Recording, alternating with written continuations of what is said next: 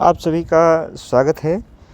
माता वैष्णो देवी की यात्रा अभी हाल फिलहाल में मैंने की थी, तो इसकी जानकारी जो हमारे फॉलोअर्स हैं इनको हम साझा करेंगे, ताकि जब ये फॉलोअर्स हमारे कभी माता वैष्णो देवी के दर्शन के लिए जाएँ तो इन्हें भी इसका लाभ मिलेगा। जाने के लिए सबसे बेहतर साधन है कि आप ट्रेन से जाएँ, चूँकि काफ़ी ऐसी ट्रेनें हैं जो कटरा तक पहुँच जाती हैं। और जिस दिन आप जाते हैं उस दिन यात्रा ना करें।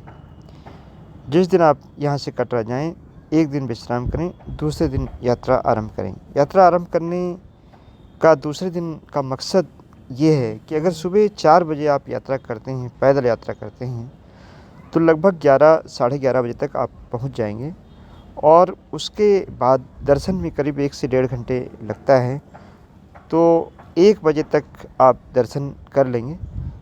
फिर आप वहाँ से आगे भैरवनाथ की यात्रा पर जा सकते हैं और भैरवनाथ की यात्रा पर जा कर के और वापसी आपकी उसी दिन हो सकती है। इसलिए मेरा ये मानना है कि जो यात्रा है वो सुबह 4 बजे प्रारंभ करें तो आपको ऊपर नहीं रुकना पड़ेगा। लेकिन जिन भाइयों को शाम की या सुबह की आरती में पार्टिसिपेट करना है, वो इस शेड्यूल से अलग शेड्यूल भी अपना सकते हैं। मैंने भवन का यहाँ थोड़ा-सा चित्र दिखाने की कोशिश की है और आप देख सकते हैं कितना सुंदर यहाँ पर लगता है। चूँकि क्लाइमेट भी बहुत अच्छा है और माता का आशीर्वाद भी इस जगह को है, तो जब भी आप जाते हैं तो आपको एक अलग तरह की अनुभूति होती है।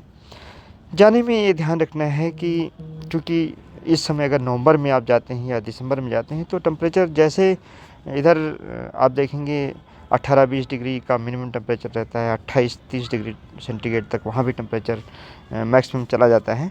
तो एक नॉर्मल टेम्परेचर जो प्लेन्स में पाया जाता है वही टेम्परेचर वहाँ पर रहता है, तो कोई बहुत ज़्यादा अलग तैयारी करने की आवश्यकता ऐसी दशा में नहीं पड़ती है।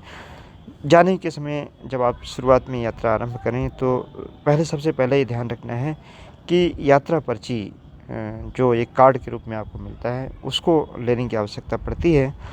तो लाइन में लग कर के चूँकि मिलता है और 6 घंटे तक वैलिड रहता है, तो अगर आपको सुबह यात्रा करनी है तो शाम को 9 बजे लगभग यात्रा पर्ची आप ले सकते हैं। 11 बजे तक ये काउंटर खुले रहते हैं और अगर सुबह देरी से आप यात्रा करना चाहते हैं तो सुबह भी ये काउंटर करीब 5 बजे खुल जाते हैं और फिर वहाँ से जा कर के आप यात्रा पर्ची ले सकते हैं। चलते समय क्या ध्यान रखना है? ध्यान ये रखना है कि धीमे-धीमे चलें।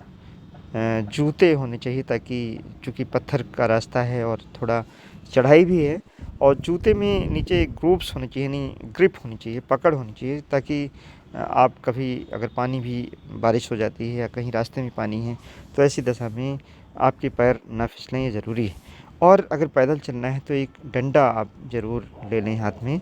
इससे फ़ायदा ये होता है कि अगर कहीं आपको ठोकर लगती है या कोई बात हो जाती है तो इससे काफ़ी आपको मदद मिल जाती है। दूसरा एक साधन है कि हेलीकॉप्टर से जा सकते हैं। हेलीकॉप्टर की बुकिंग जल्दी 3 महीने तक की नहीं मिल पाती है, तो अगर आपको आसानी से बुकिंग मिल जाती है तो आप हेलीकॉप्टर से जा सकते हैं। अदरवाइज़ जो साधन है, पैदल साधन बहुत अच्छा है। या तो पालकी वहाँ चलती हैं, अगर काफ़ी लोगों की एज है और पैदल नहीं चल सकते हैं तो पालकी के माध्यम से जा सकते हैं। पालकी का जो किराया है एक तरफ का कटरा से लेकर के और भवन तक वो 3150 रुपए हैं।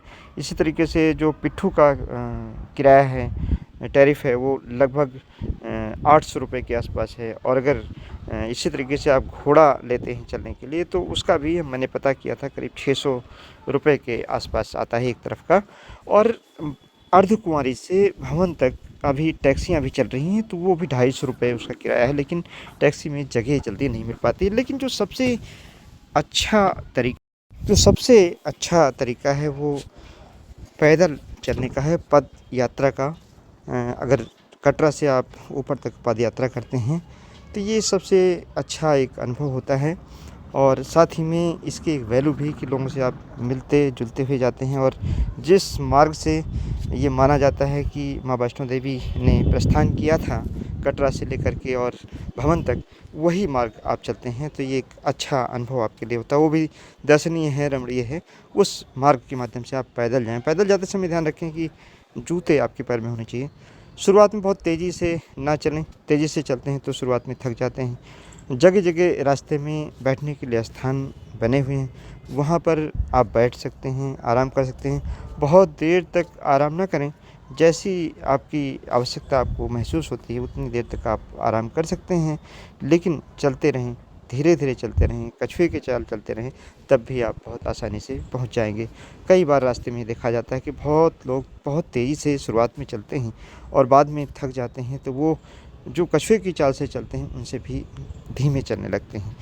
तो मेरा यही मानना है कि शुरुआत में बहुत धीमे-धीमे चलना चाहिए। रास्ते में चाय की दुकान है, कॉफ़ी की दुकान है, नेस्कैफ़े जैसी कॉफ़ियाँ, और बीच में देखेंगे तो बीकानेर वाला। अगर आपको लगता है कहीं आपको कहीं ज़रूरत है चाय पीने की या कॉफ़ी पीने की या नाश्ता करने की, तो वो भी आसानी से आप काम रास्ते में कर सकते हैं।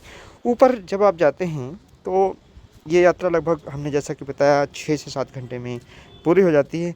ऊपर जाने के बाद आपको ये ध्यान रखना है कि नहाने के लिए एक पार्वती भवन बना हुआ है।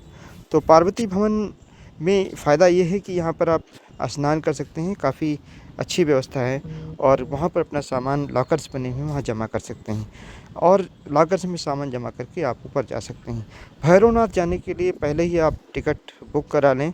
जो रोपवे का टिकट है वो बुक हो जाता है, जिससे आपको लाइन में नहीं लगना पड़ेगा। एक सावधानी और बरतनी है कि भैरवनाथ का टिकट वहाँ अगर करंट में आप बुक कराते हैं, तो 4 बजे के बाद बुक नहीं हो पाता है। तो ऐसी दशा